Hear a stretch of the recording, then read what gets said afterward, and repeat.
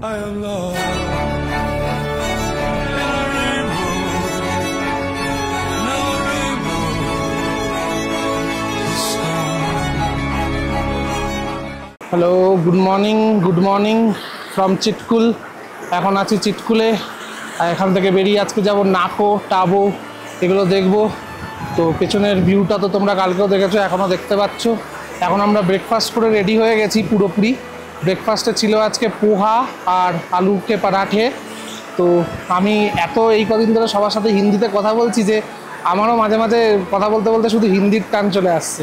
তো যাই হোক, চলো এই সাইডেও ব্যাকগ্রাউন্ডটা দেখে নাও। আজকে ভোরবেলা 6টায় উঠলাম, উঠে একটু বাইরে বেরোলাম, দেখলাম পুরো ফগ হয়ে রয়েছে।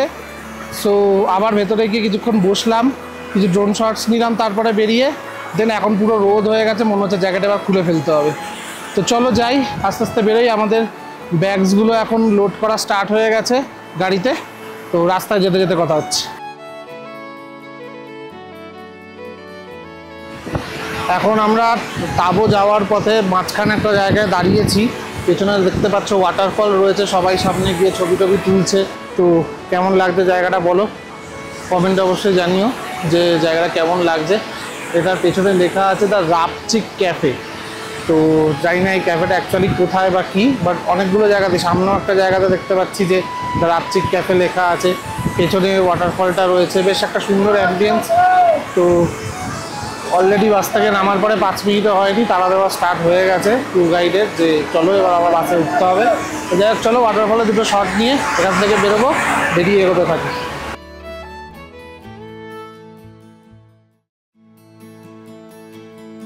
চিটকুল ছেড়ে আমরা এগিয়ে চলেছি সেই পথ দিয়ে যেটা সময়কেও থামিয়ে দেয়। আর এখান থেকেই শুরু হলো স্পিতি ভ্যালির সেই স্বপ্নের যাত্রা। স্পিতির প্রতিটি পাহাড়ের বাঁকে বাঁকে এমন কিছু দৃশ্য যেন এক একটা পোস্ট কার্ড। নাকোতে একটা ছোট্ট বিরতি নিয়েছিলাম, একটা দোকানে 1 কাপ চা আর ম্যাগি খেয়ে আমাদের যাত্রা আবার শুরু করলাম টাবোর উদ্দেশ্যে। তাবো মনেস্ট্রি ইউনেস্কো ওয়ার্ল্ড হেরিটেজ তালিকায় অন্তর্ভুক্ত হওয়ার প্রস্তাবিত স্থানের একটি। মনেস্ট্রির চারপাশে গুহা দেখা যায়, যেখানে একসময় সন্ন্যাসীরা ধ্যান করতেন। তাবো মনেস্ট্রিকে বলা হয় হিমালয়ের অজন্তা।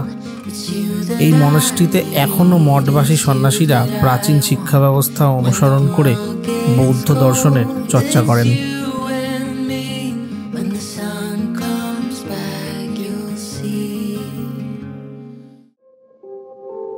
তাবো মনেস্ট্রি থেকে বেরিয়ে আমরা এবার রওনা দিলাম ধানকার মনেস্ট্রির দিকে। ধানকার মনেস্ট্রি, যা প্রায় 1000 বছর পুরনো এবং একসময় স্পিতি রাজ্যের রাজধানী হিসাবেও পরিচিত ছিল। এখানে কিছুটা সময় কাটিয়ে আমরা এবার বেরিয়ে পড়ব কাজার উদ্দেশ্যে।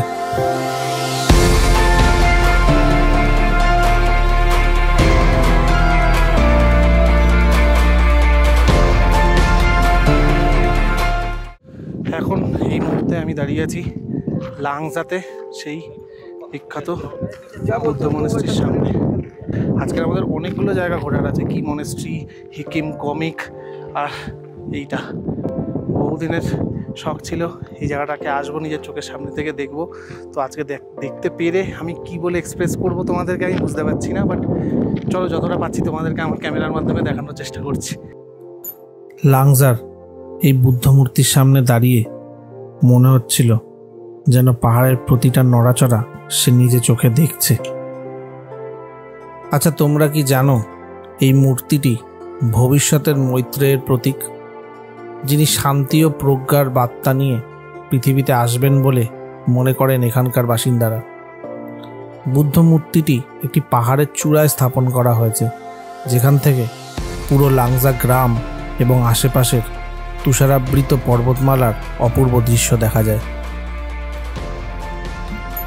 এটা আমার প্রথম স্পিতি ট্রিপ, কিন্তু মনে হচ্ছে বহু বছর ধরে এই জায়গাটাই আমায় ডাকছিল। শুধু পাহাড় নয়, প্রথমবার স্পিতিতে এসে যেন নিজেকেই নতুন করে খুঁজে পেলাম। জীবনে অনেক শহর দেখেছি, কিন্তু স্পিতির নির্জনতায় হৃদয়ের শব্দগুলো স্পষ্ট শোনা যায়।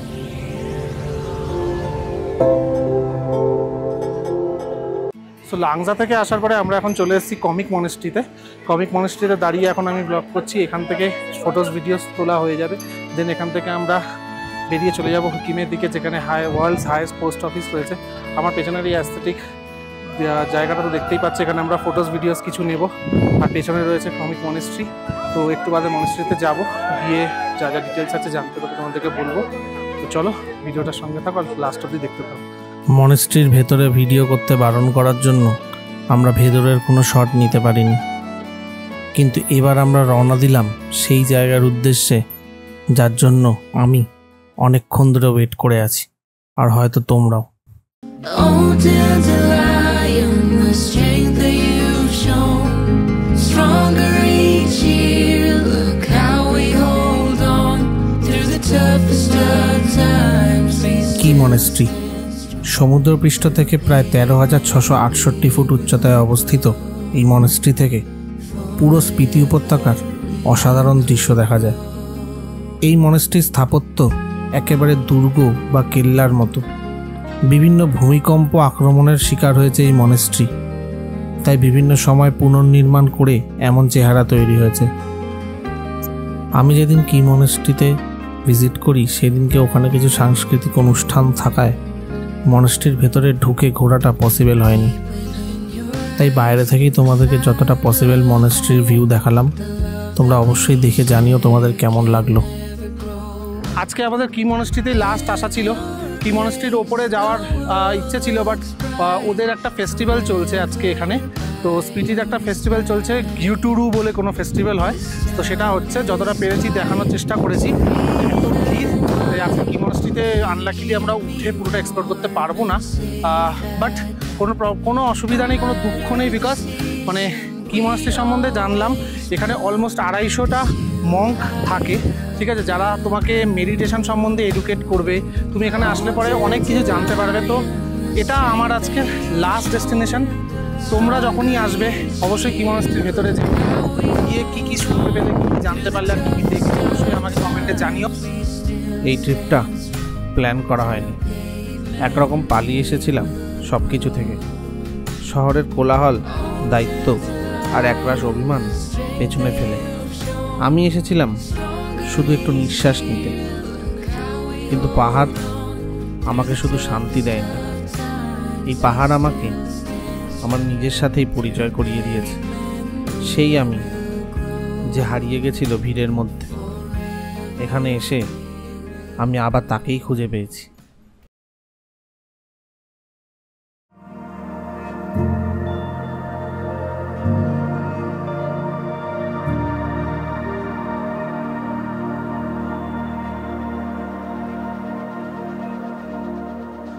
Good morning. আজকের ব্লগ শুরু করছি আমাদের রুম থেকে। রুম ট্যুর তোমাদেরকে দেওয়া হয়নি, তো এইটা আমাদের রুম, যেখানে আমরা লাস্ট 2 দিন ধরে কাজাতে ছিলাম। তো আজকে আমাদের জার্নির শেষ দিন বলতে পারো, এরপরে আমাদের বাড়ি ফিরে যাওয়ার পালা হবে। তো আজকের দিনই আমাদের লাস্ট ঘোরা। আজকে আমরা যাচ্ছি চন্দ্রতাল লেক। চন্দ্রতাল লেকে আজকে আমাদের যেতে অলমোস্ট 5 ঘন্টা মতন সময় লাগবে বলছে গুগল ম্যাপে, আর রাস্তা নাকি খুবই খারাপ। তো যাই হোক, দেখা যাক। এখন আমরা সবাই রেডি হয়ে গেছি, বাজে 8টা। আমরা নিচে যাব, ব্রেকফাস্ট করব, করে তারপর আবার টেম্পোতে সমস্ত জিনিসপত্র তুলে আমরা বেরিয়ে পড়বো চন্দ্রতালের জন্য। তাহলে চলো আর দেরি না করে তাড়াতাড়ি আগে ব্রেকফাস্টটা করে নিই। সো এখন আমরা ফার্স্ট স্টপ দিয়েছি। আমাদের ফার্স্ট স্টপ হচ্ছে চিচাম ব্রিজ, যেটা তুমি আমাদের পেছনে দেখতেই পাচ্ছ। তো ওয়েদারটা আজকে একদম মেঘলা মেঘলা, তাই বুঝতে পারছি না যে বৃষ্টি হবে কিনা। বৃষ্টি হলে কিন্তু আমাদের চন্দ্রতালের অনেক প্ল্যানই নষ্ট হয়ে যাবে। তো চলো দেখা যাক কী হয়। এখন আমরা যে জায়গাটাতে দাঁড়িয়েছি, এই জায়গাটার নাম হচ্ছে লোসার। তো এইটাই এখানকার লাস্ট মার্কেট বলতে পারো। মানে এখান থেকে বেরিয়ে যাওয়ার পরে কিন্তু আর তোমরা কিছু পাবে না। তো এখন আমি এখান থেকে কিছু চকলেট, কিছু কেক, কিছু ড্রাই ফ্রুটস যা যা আছে, বাড়ি থেকে আমি কিছু এনেছিলাম, সেইগুলো খেয়েছি কিছু, আর কিছু ব্যাগে তোলা রয়েছে। আর এখান থেকে কিছু নিয়ে নিচ্ছি খাবার, ম্যাগি ট্যাগি করিয়ে প্যাক করে নিচ্ছি, বিকজ এই জায়গাটার পরে কিন্তু আর আমরা কোনো খাবার পাবো না। তো যারাই আসবে তোমরা অবশ্যই এটা মাথায় রেখো, লোসার থেকে কিন্তু অবশ্যই কিছু খাবার নিয়ে নিও, খিদে না পেলেও খেয়ে নিও, বিকজ এরপর আর কিছু পাওয়া যাবে না। তো খাবার এখন খেয়ে নিয়েছি আমরা, ম্যাগি খেলাম, লেমন টি খেলাম, এগুলো খেয়ে এবারে যাচ্ছি আমরা ডাইরেক্টলি চন্দ্রতালের দিকে, বিকজ এরপরে আর খাবার কিছু পেতাম না, তো খাওয়া দাওয়াটা সেরে নিয়েছি, এবার একদম অনেকক্ষণের জন্য পুরো ঠিক আছি। তো চলো যাই, গিয়ে তোমাদেরকে দেখাচ্ছি চন্দ্রতালের এখন কি অবস্থা। ওয়েদার কিন্তু একটু আগের থেকে ভালো হয়েছে, এখন বৃষ্টিটা নেই, মেঘটাও একটু কেটে গেছে, হালকা হালকা রোদ উঠছে, তো আমরা এই ওয়েদারটাই চাইছিলাম। তো চলো যাই। চন্দ্রতাল যাওয়ার রাস্তাগুলো সত্যিই খুব খারাপ ছিল, কিন্তু এই যে বলে না, যত খারাপ রাস্তা গন্তব্যস্থল ঠিক ততটাই সুন্দর হয়।